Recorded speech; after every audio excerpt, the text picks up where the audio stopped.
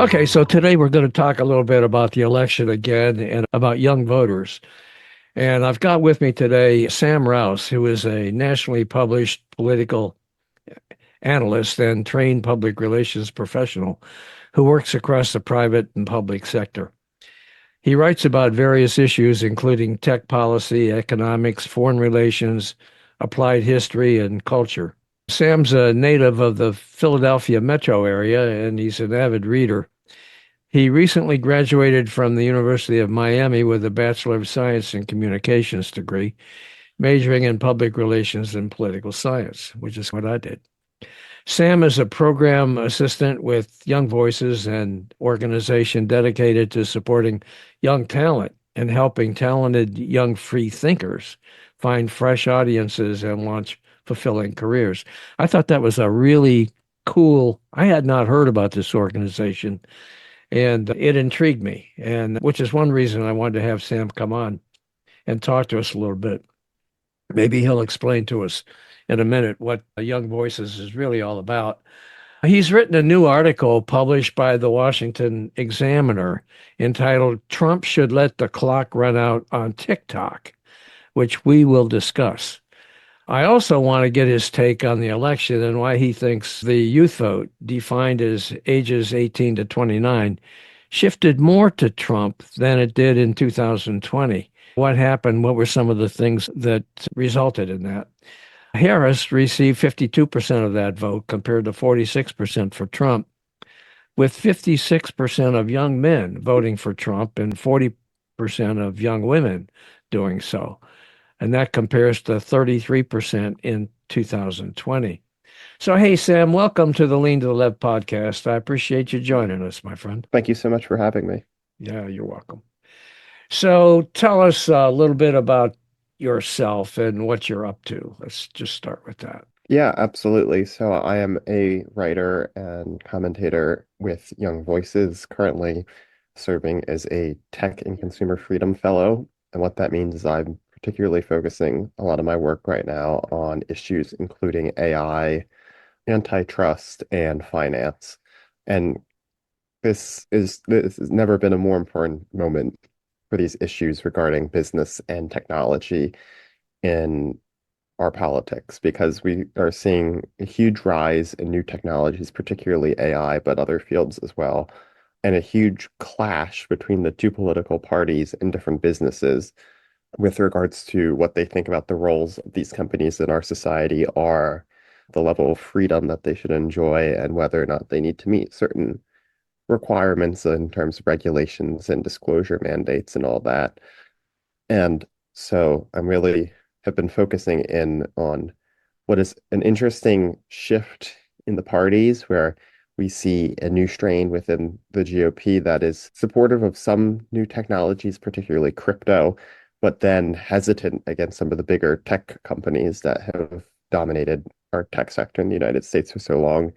Whereas the traditionally more progressive leaning Democratic Party that was much more skeptical of business than the Republicans were historically, now shifting more towards a very lenient on business perspective outside of the financial sector, which they continue to hamper down on in their antitrust lawsuits. So you have this unusual dichotomy where you can't say one party is fully in the camp of certain businesses or not. They're kind of mixed bag.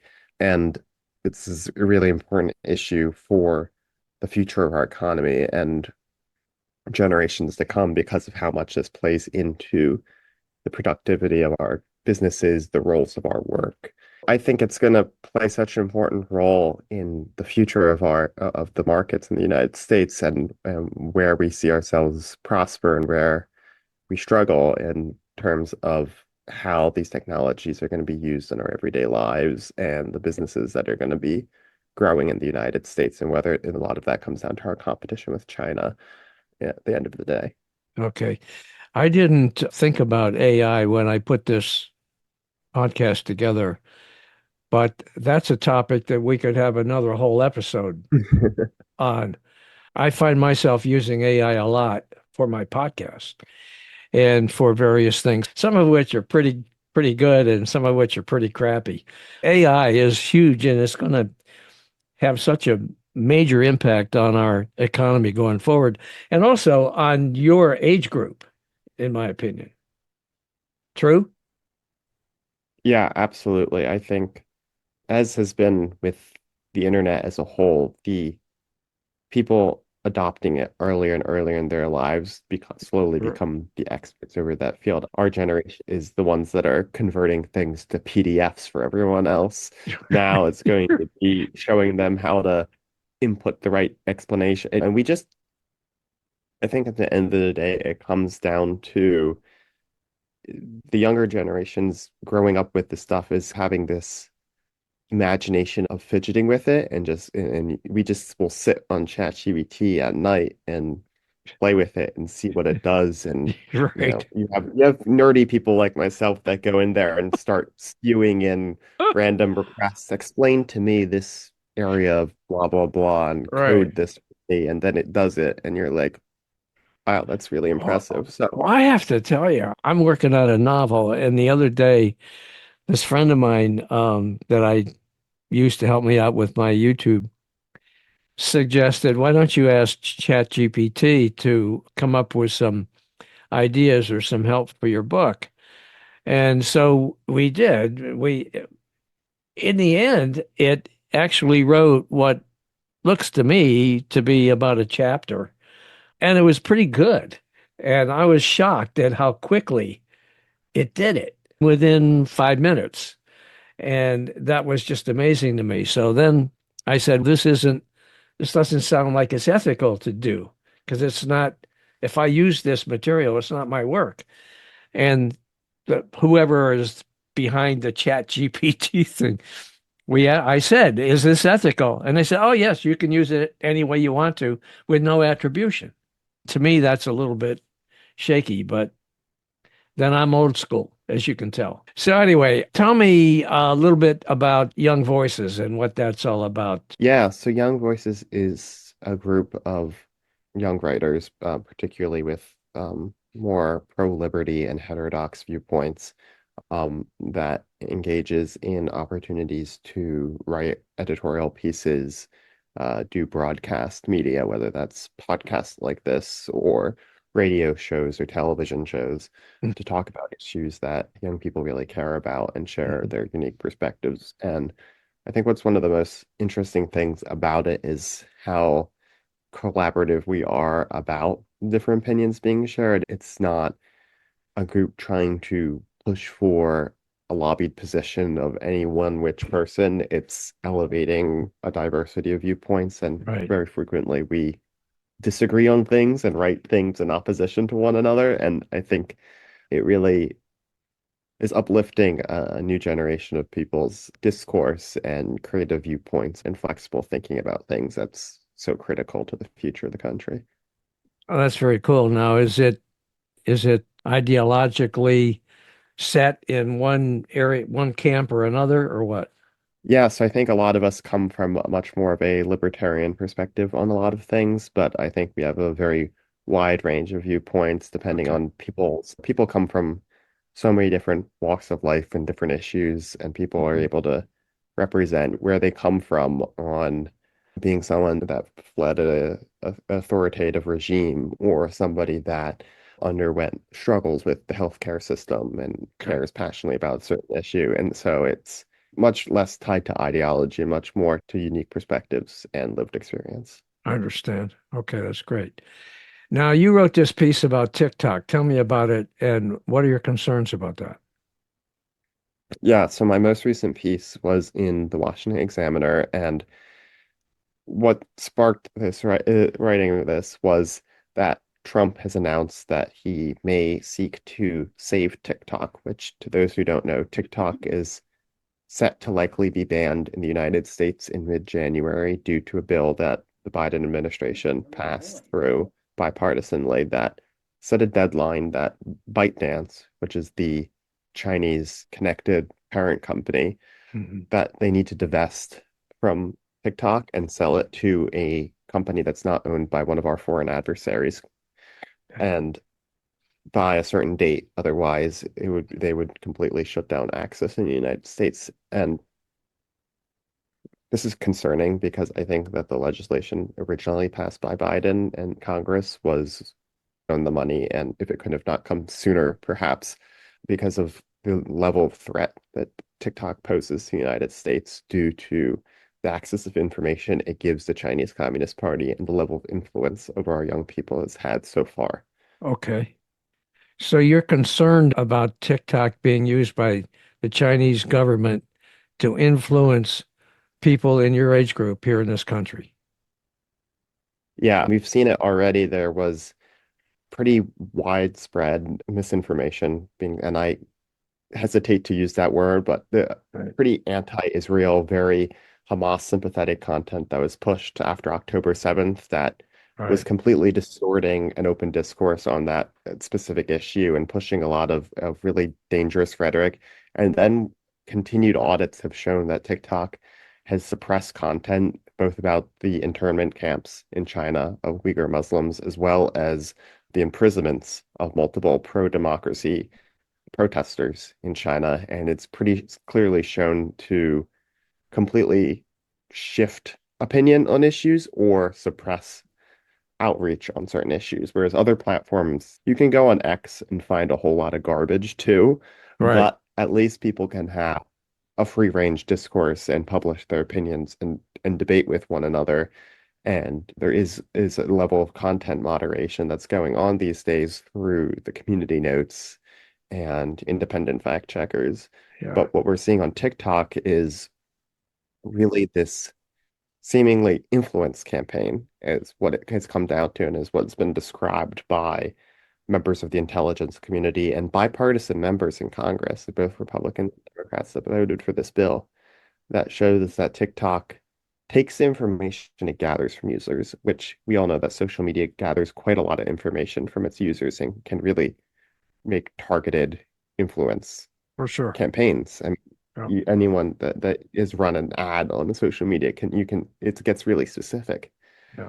And yet this is then being influenced through the strange corporate governance structure that ByteDance has. It gives very wide access to the CCP because of how China is not a free market and doesn't allow businesses to operate free from the government's influence.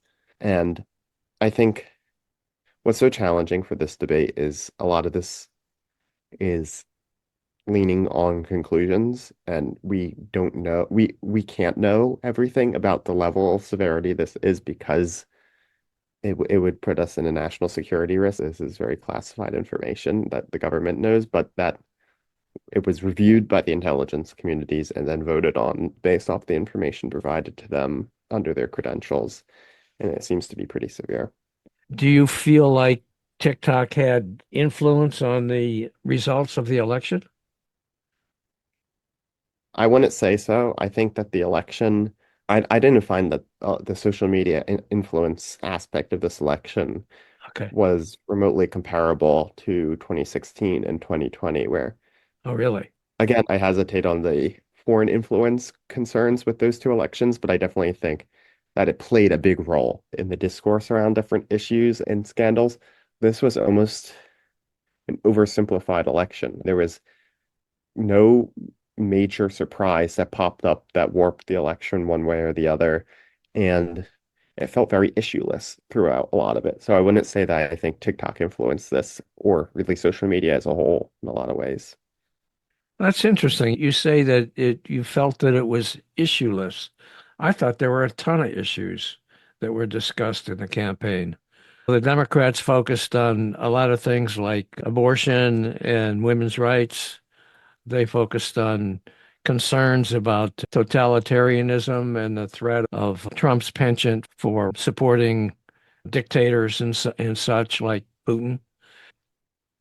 They're concerned about climate change and health and the environment. A lot of talk about that in the campaign. The Republicans, on the other hand, Trump, on the other hand, was focused on the economy and immigration mostly, aside from raising his typical kind of dark messaging. At least that was my perspective. So you don't agree with that, or what? I think that in comparison with, and really 2016 was when I first started following politics so directly. Yeah. And you could very clearly outline the Trump campaign then focused on he wanted a wall, he wanted to rip apart the free trade agreements, Uh-huh. a couple of other things, and then the Clinton campaign focusing in on some of their different economic messaging, Right. particularly the historic nature of electing a woman. Those felt so specific. Whereas Yeah. this time, yeah, there were issues, and they obviously talked in policy areas, but it kept getting very vague, and I don't think a lot of people felt like they had a clear idea of what they were exactly getting Right. out of either Yeah. Yeah. administration. I got that. Yeah.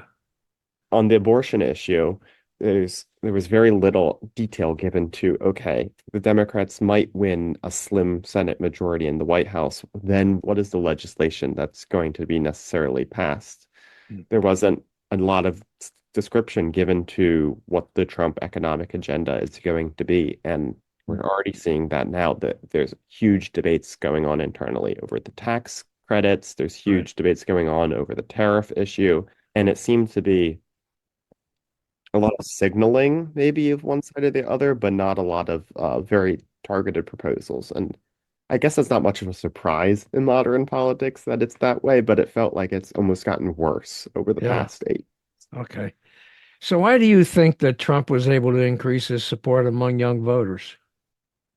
I think that the increase is, which we particularly saw, was among young men. And I Uh-huh. think that at the end of the day, one of the most difficult things was how little messaging was given to actually Trump's faults and his personal background from 2016, some of Mhm. his personal record and atrocious morality was actually assumed that people already knew about it, Mhm. forgetting the fact that the youngest of the voters, the 18 to 20-year-olds, so even younger than myself, Mhm. didn't vote for Biden or Trump last time, then they were in middle school at that point. And Right, so right, there was so right. much Good point. emphasis, so little emphasis put on that, and it was focusing on these big picture democracy things, which are very difficult maybe for people that are so outside of these issues on the day-to-day basis, like we are, to fully grasp. Yeah, I And think you're right there. then he hinged on the economic message and economic mobility, and inflation has affected everyone, but it particularly affects young people that don't Right. have a ton of saved up money or extra credit that can maybe weather the storm a little bit better. Yeah. And people quite literally looked at the price of food right now and remembered when really when they weren't paying for their food because they were still in school, but Right. it felt like better times.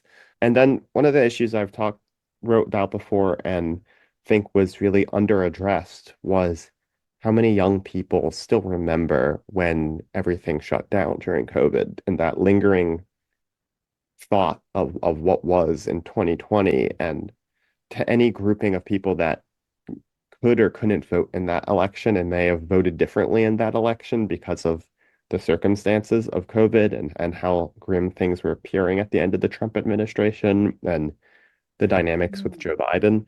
I think this time around, COVID came in the minds of what was the kind of the start of the Biden administration with the rollout of the vaccines and the slow opening of a Yeah. lot of the northern states.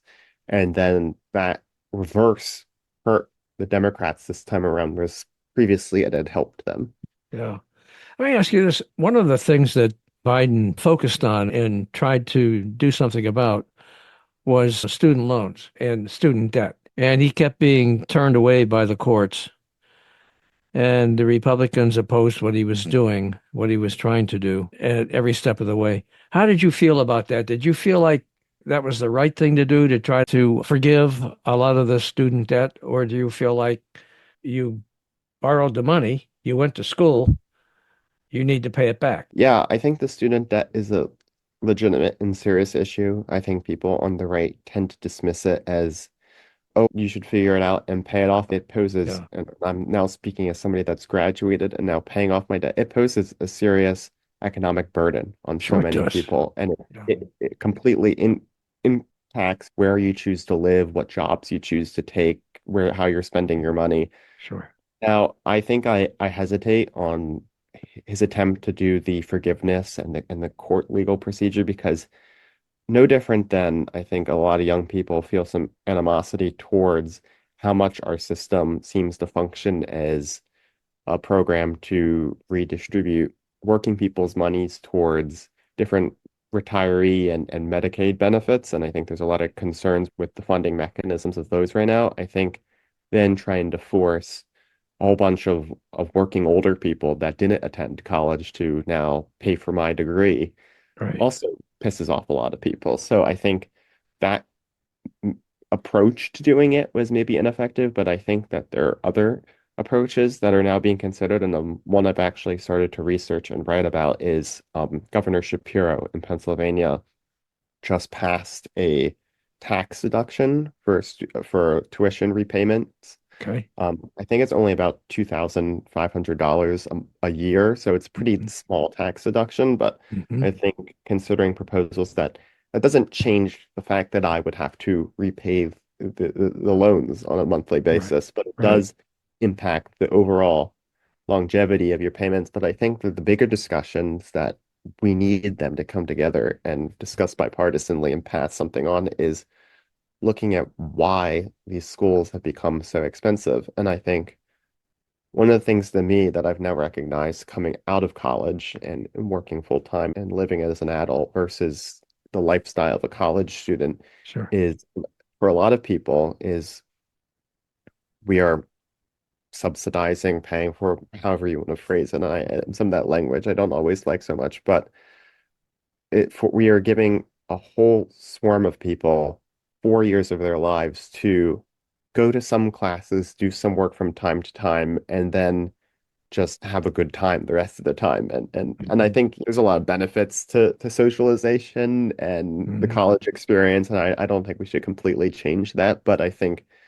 looking at why it costs so much and how we can make adjustments to the higher education system to maybe have them working part-time during school or doing other things that can offset the financial burden of it and not make it such a resort because at the end of the day, it doesn't serve young people to spend 4 years on a resort and then come out and realize you have to work full time for the rest of your life. Yeah, and and It's and really a shell shock for them. yeah, and you got to find a place to live, and rents have gone sky high.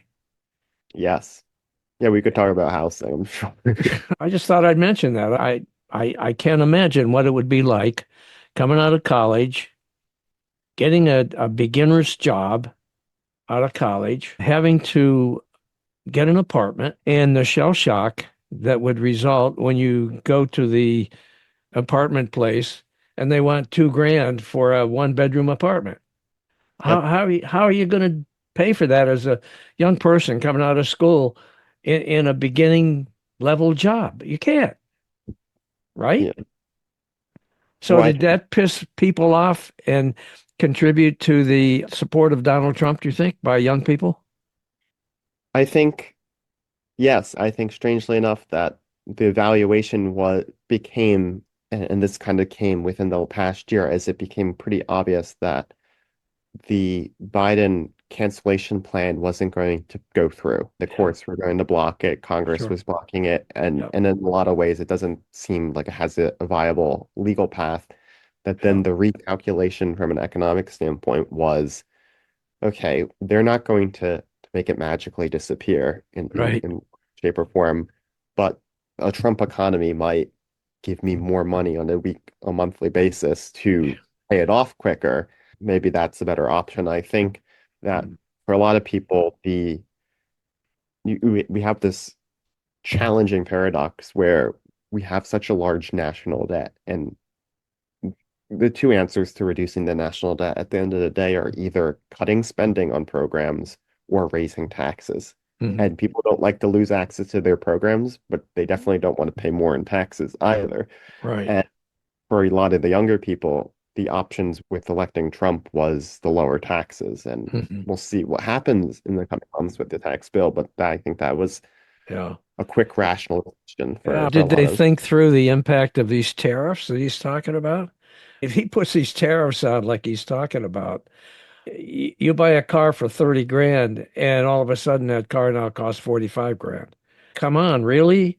You go to the grocery store to buy produce and all of a sudden there's a short supply of produce and what's there is what, two-thirds more expensive because of his policies about kicking all these people out of the country, mass deportations. When many of these folks that are here, whether they're documented or not documented, are the ones that we rely on to pick these fruits and vegetables and take care of all of these um, kind of jobs, even in construction. I think it's going to play hell with the economy if he goes through with it. Do you think that's true or not?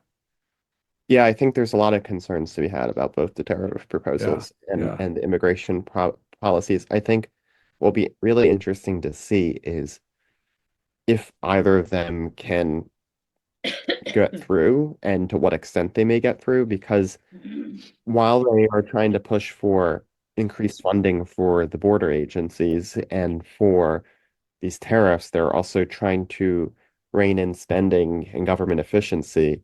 And it seems misaligned. You would think that if kind you of. want to run this more libertarian administration where we're going to cut down on unnecessary offices and programs and whatnot, that you wouldn't be then trying to expand an entire department of the government. That's one of the very expensive departments of the government, That's as right. well as putting in these tariffs on not just our adversaries. I think there's a very reasonable discussion to be had about putting sanctions on Russia, protecting our defense base against China, but Sure. putting tariffs on Mexico and Canada. Yeah. And I think I'm very curious to how it all will play out. And at the moment, I'm a little optimistic that I think that the tariffs on some of our allied countries are he's attempting to use as some sort of negotiation tool, and that perhaps these other countries will save us in a way by agreeing to some of the stipulations about migration patterns, about security that are being raised, and that will prevent them from being enacted. But Yeah. that all remains to be seen, and things can seemingly change on a dime under a Yeah. Trump administration. All right. I got another question for you. According to the voting results that I saw, 58% of young women voted for Harris and 40% for Trump. But her support in that age group was down from 65% for Biden in 2020. So my question is, do you think the Democrats' focus on abortion rights backfired? I think the way in which the discussion on that issue has evolved is what has made it, I don't think backfiring, but less effective as a tool. I Uh-huh. think for a lot of people, it was always such a simple issue. It was an overextension of the government into a person's private decisions. And I think there's a lot of morality concerns, and certainly a lot of us, that so many people always say, I would never, but I don't think it's my right to tell somebody else whether or not they should. And I Correct. think there's a lot of voters of that camp. Yeah, But exactly. when it became this very broad brush discussion as a under the umbrella of Hmm. freedom Hmm. and the what we've seen under since COVID is the Democrats having such a sweeping trust in doctors and the medical establishment is that really rubbed a lot of people the wrong way Okay. as concerns with the origins of COVID, concerns with the health and food supply, with the whole Robert Kennedy movement Hmm. percolating up was it became this huge clash between a quick fix, rushed judgment on all these issues Hmm. and what actually seemed to become a very nuanced position on the right. And Okay. I think that people respond to nuance. I think one of the biggest takeaway lessons of the entire election was from Nikki Haley when she very articulately described throughout her campaign that don't think of the voters as stupid. Don't think that they don't know what they're making a decision on. They live and breathe things every single day. They have to deal with their health insurance every day. They have to pay for their food every day. They have to go to schools and face crime and whatever it is. Don't Hmm. underestimate them. And I think the Democrats seemingly pushed this in a publicity way and not in engage in the conversations and find solutions kind of way. And I Yeah. think that rubbed a lot of people the wrong way. Yeah. Okay. Now, what about race and sexism? What role do you think they played in the younger voter decisions? Yeah, I think for a lot of people that still leads those are issues where Trump and people of the Yeah, more Trump wing yeah, still yeah. rub a lot of young liberal people the wrong way, particularly because of their rhetoric and behavior. But I think what was so surprising to so many people in the results was this shift among young Latino and Black men towards Trump in such large numbers. And I think that what it shows is there's a really evolving discourse around these issues with regards to the way in which people see themselves reflected in these topics and how they identify with these issues and whether or not they see themselves so separately divided in one group or another, or whether they look at things from a broader picture on, yeah, our economics, our national security, whatever it might be. And I Right. think predominantly the results showed that people aligned more towards the issues than an identity. Okay.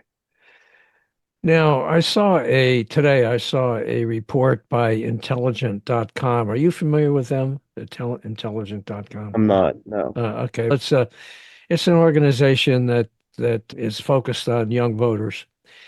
And they just published the results of a survey that found 78% of college students voted in the 2024 election, with 58% supporting Harris and 40% voting for Trump.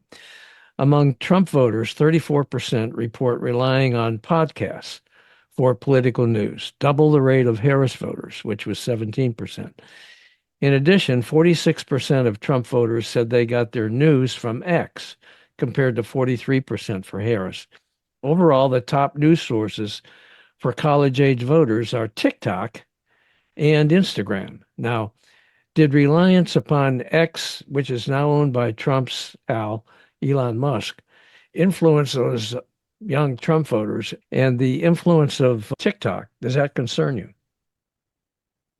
I think that the podcast strategy to me was such a big takeaway because so much of what we saw shared across social media wasn't random engagements by the candidates as much themselves or Mhm. their campaigns, but actually resharing of the content that they had done on these different podcasts. And this was particularly prevalent in the Trump campaign, the number of young person podcasts that he went on and then shared it with a much wider audience than even he has on social Right, media.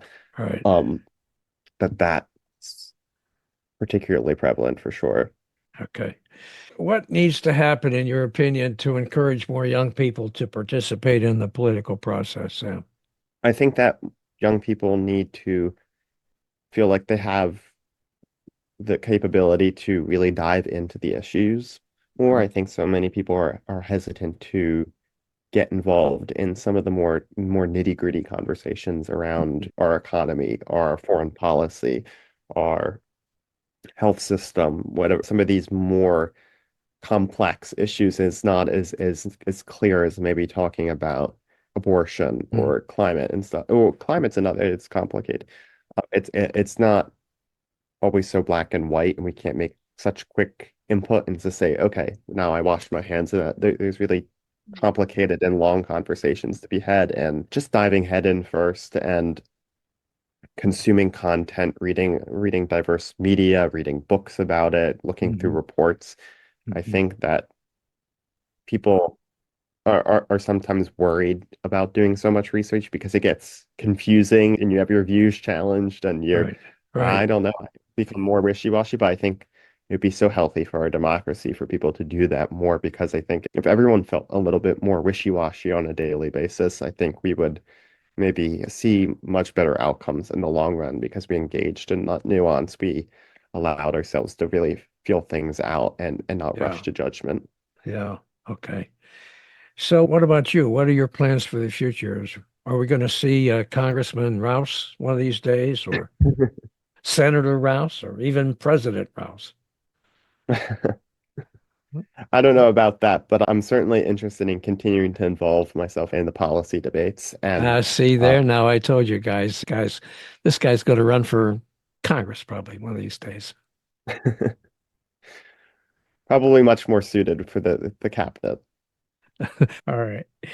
Listen, thanks, Sam, for joining us on the Lean to Love podcast. I enjoyed talking to you and getting your perspective. You're a very articulate young man, and I'm sure you have a very bright future. And my best wishes to you for your success. Thank you so much. And if everyone wants to see anything more from me, they can find me at Sam Raus 1 on X, as well as check in with Young Voices. Okay, excellent. Thanks so much.